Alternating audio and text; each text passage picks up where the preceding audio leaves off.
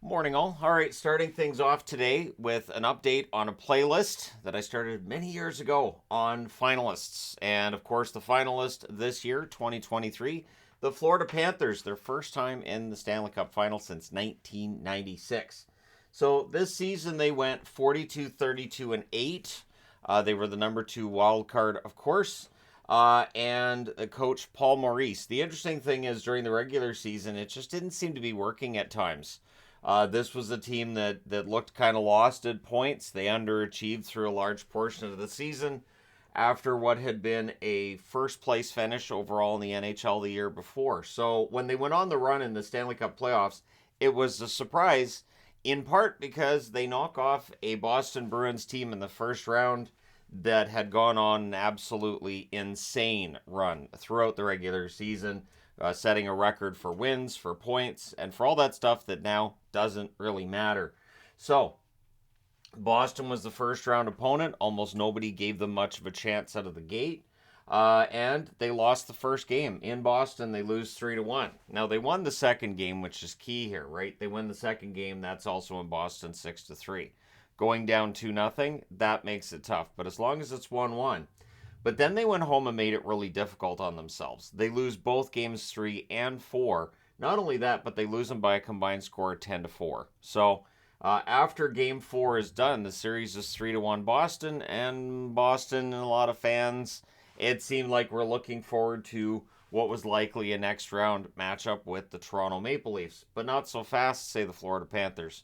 So Game 5 goes to overtime. In that overtime, the Boston Bruins, Ullmark ends up giving away the puck, and Tkachuk makes him pay. So, in what was the first of 7 overtime wins for Florida in this run, 7 and 7 of those wins out of it was 13 that they had during the postseason. So more than half their wins being in extra time. It's an impressive run. Then they go home, and in what was a very sloppy game by playoff standards, they beat Boston in Game 6, 7-5. And again, speaking as a Bruins fan, that was one of the more frustrating games for me to watch as a Bruins fan because of how sloppy the game was after what had been a very tidy regular season for the Bruins. So in the seventh game in Boston, Florida wins. And again, it's in overtime, and they win it 4-3. All celebrations held to a very low level because it's only step 1 on the path to the Stanley Cup. So the second round they play against the Toronto Maple Leafs, Toronto having knocked off Tampa Bay in the first round, and they asserted themselves on the road. They win the first game 4-2, which extends their winning streak to 4 games. They make it 5 games by winning in Toronto again by a score of 3-2. And it really took the energy out of the series, I felt, for a lot of the Leafs fans, for the team on some level as well. And then Florida goes home, and in Game 3, they win in overtime 3-2. So for the Florida Panthers, overtime was excellent. And then again at home against Toronto, up 3-0 with a 6-game winning streak, they lose the game 2-1. Now it's a gutsy effort by Toronto to force Game 5, but it's just forcing Game 5. Game 5 goes to overtime, and surprise, surprise, Florida wins it 3-2. So again, if it's going to overtime, you can pack up your stuff and go because Florida.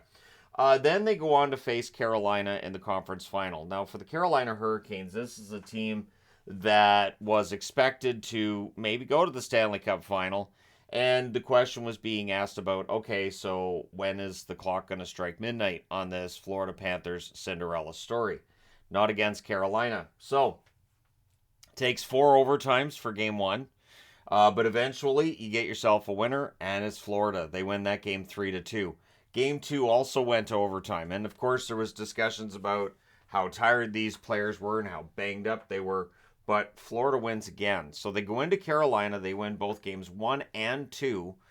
Both of them in overtime. The first one 3-2, the second 2-1. And extends the losing streak for Carolina in conference final games to 10 games. They would then make it 11 when they got home. They won a game 1-0, a gutsy performance there. More of a Carolina game in game 3, but they still win it. And game 4, they win again. They complete the sweep of Carolina 4-3. So they almost had the sweep against Toronto. They win that one 4-1. They get the sweep over Carolina, so they lose 4 games in their path charging to the Stanley Cup final. And 3 of those losses are in their first 4 games of the playoffs. So let's see, that's 3, 7. They won 11 out of 12 going into that Stanley Cup final. That's impressive. And then the final takes place. And you could tell right away that Vegas was not impressed and not going to be pushed aside. They win the first game against Florida, 5-2, and that game's in Vegas. So now you're in trouble. You are now behind in a series for the first time since round 1. And while Boston, there was some fragility that showed after Game 5, we didn't see that with Vegas. The fragility wasn't there. Game 2, Vegas wins handedly, 7-2. So for the Florida Panthers, they had to win at home, and they did. They won at home 3-2 in overtime, and this is where the comment comes in. Until you lose at home, you're not really in trouble in a series. So Game 4, it became trouble.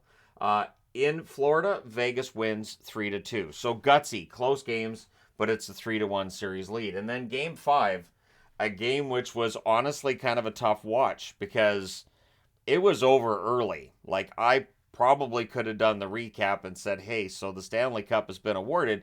Before the Stanley Cup had actually been awarded, your final score in that game was 9-3.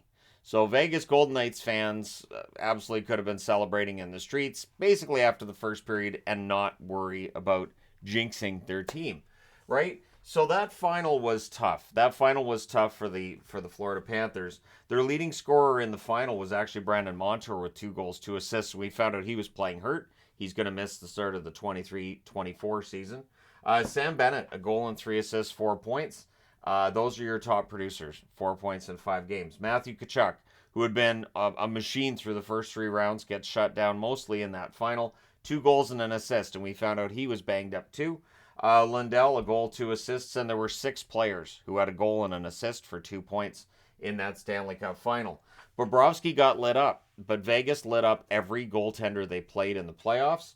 Bobrovsky ends up 1-4 with an .844 save percentage. Lyon came in relief, ends up with an .800 save percentage to show for that.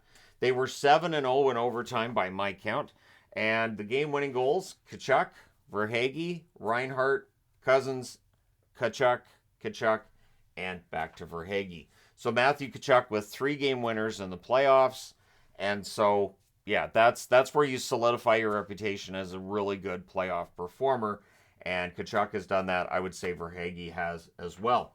Now, playoff scoring overall, Tkachuk is the leader in 20 games played, 11 goals, 13 assists for 24 points. Verhaeghe, 21 games, 7 goals, 10 assists, 17 points. Barkov, 21 games, 5 goals, 11 assists, 16 points. And there were some who weren't happy with Barkov with how this series went and got mad because he didn't get enough goals. It's not really Barkov's game as much as just being a really solid two-way forward. Defensively being solid, that's where you might be able to find some fault. But I would say that with the way Vegas lit them up, there's plenty of fault to go around. Bennett, 20 games, 5 goals, 10 assists for 15 points.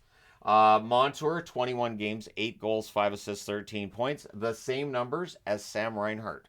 So Montour followed up what had been a career year with a really solid playoff. Duclair, 20 games, 4 goals, 7 assists, 11 points. Lundell, 21 games, 2 goals, 8 assists, 10 points as he continues to build his career. Ekblad, 20 games, 2 goals, 6 assists, 8 points. We found out he was hurt. He will miss the start of the 23-24 season. Forsling, 21 games, 2 goals, 6 assists, 8 points. Really solid blue line. Bobrovsky was 12-6 in these playoffs and still ends up .915 for his save percentage, despite the .844 he put up in the final. Alex Lyon, 1-2 in these playoffs with an .888 save percentage. So again, the first Stanley Cup final since 1996. But last year was the first time that they've been out of the first round since 1996. So maybe there's a Stanley Cup in Florida's near future. We shall see. Maybe it comes in 2024. Let me know your thoughts in the comment section below. As always, don't forget to hit like and subscribe if you're browsing your way through. You just happened upon this video. Thank you guys so much for watching, for all your support. I will talk to you again soon.